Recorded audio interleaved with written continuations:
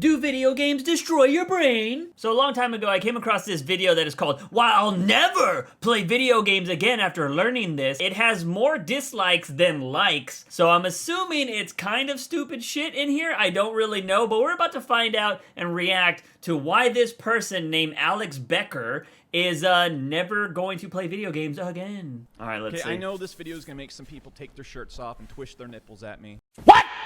What the fuck? Weird thing to say. There is single-handedly no hobby or side thing you can do that will probably be more damaging to you being successful than playing video games.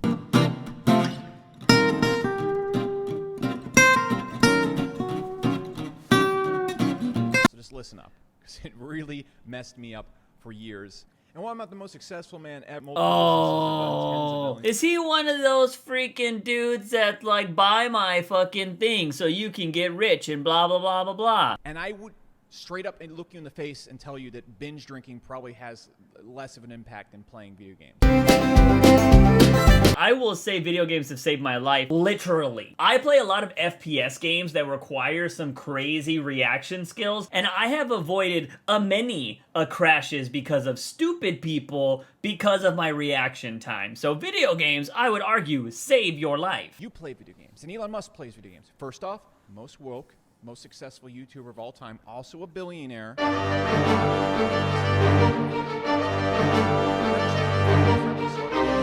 Then there's you.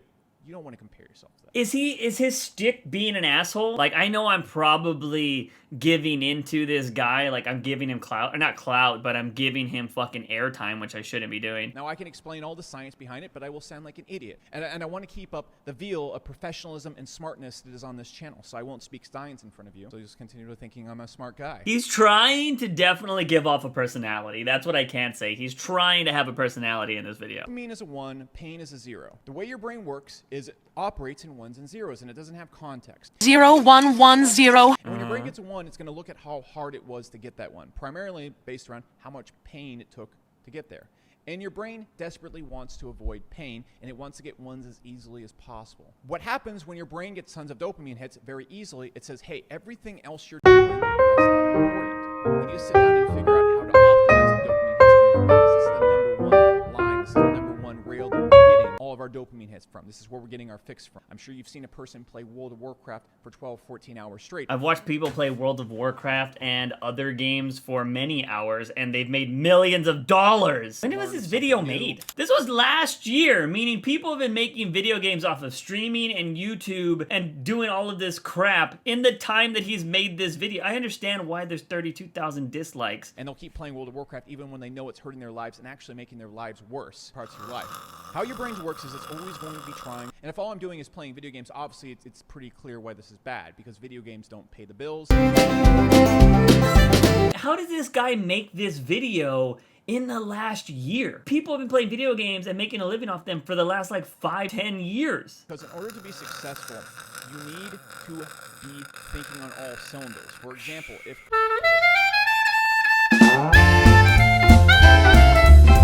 I just want to point out that this is a photo from the Spurs after winning a championship where they all started playing fucking League or World of Warcraft. They started playing something after they just won a fucking championship. You telling me Tim Duncan wasn't thinking about playing video games after he just won a fucking championship? Come on. If you've ever succeeded in anything in your life, you probably know it's because you sat around thinking about it non-stop. I don't know, man. I think that really, like, I'm trying to listen to this guy a little bit. You know, his 1s and 0s thing is kind of dumb in my opinion. 0, 1, 1, 0, 1, 0, 0, 1. Because I think it just all comes down to time management and how you really focus on things. I am trying to focus on my time management way better. But, yeah, I don't know. I don't really agree with this guy. Really, no one had talked about it. No one taught me how to do it, and no one had helped me discover it. I just sat there and obsessed over it. Just like when you've probably played a video game in the past, and you've ran into a problem, and you just poked around even until you found a glitch in the game to get around it. That's what you have to do in real life. That's kind of smart. So, I mean, I'll say that. Video games, even part-time, it hijacks that part of your brain that allows you to get to that point where you're going to get those maximum returns. Yeah, but at the same time, like, aren't you giving yourself, you're like showing yourself how to become better at something. Like, if you become the best Smash player, you have built in your brain a way to become better, right? Like, you're like, okay, how did I become the best Smash player in the world? I practiced. I did this X amount of times. you can start applying that to other things in your life. And it might not take as long because, I mean, obviously Smash is super competitive. But if you're starting a business, yeah, granted, I mean, depending on what you want to do in the business, do you want to be number one? Do you want to be the greatest in that business? Or do you just want to like start a business to get some extra cash flow? I just don't think this guy is giving any credit to video games and like the benefits of them. I think, you know, you can say that they're even team building if you're not a toxic asshole when it comes to multiplayer games and you have to play games like Overwatch, Apex, and something like that. You have to build your communication skills to win matches, meaning that can prove or help you to become a leader in the business world because you know how to communicate with your teammates. The problems in games are often very complex. Have you seen the complexity of competitive Pokemon? It's mind-blowing. It's insane. And so your brain is going to gnaw on these problems. It's going to be like a bone it can't stop chewing on. And that bone is so thick, you're going to be chewing on it for months and months and months. And then when you chew that bone, you have nothing. One, you have the memories of the video game. You remember like, oh, this was amazing. Yeah, it sucks when a game ends, but it also sucks when people die. But do you say that those people gave you nothing? You know what I mean? Like, if you have an attachment to something, it gave you something. It's not just that it's over. And granted, again, like I've mentioned, I still can't believe this was made in fucking last year. If you make content with these games that you end up loving, you could actually benefit from them financially, depending on how good of a creator you are, how you actually put it out there. I remember when I beat Breath of the Wild, I was riding around in the motorcycle to end after, I don't know, like 150 hours, 200 hours invested. I'm like, this is it. And so that's why you can't play video games. It hijacks your subconscious. It hijacks your thinking. This is so dumb. If you're going out and partying all the time, at least during the week, you're only thinking about business. You're not going to be thinking about partying 24/7. What? No. That's a fucking lie, dude. I have met so many people that all they care about is partying and all they care about is drinking. Like, have you never met somebody that their personality is drinking? They're only fun to be around when they're drinking. Those people are the worst. And all they want to do is party because they get that dopamine rush or whatever from when they're the life of the party because they're partying all the time. That's so stupid.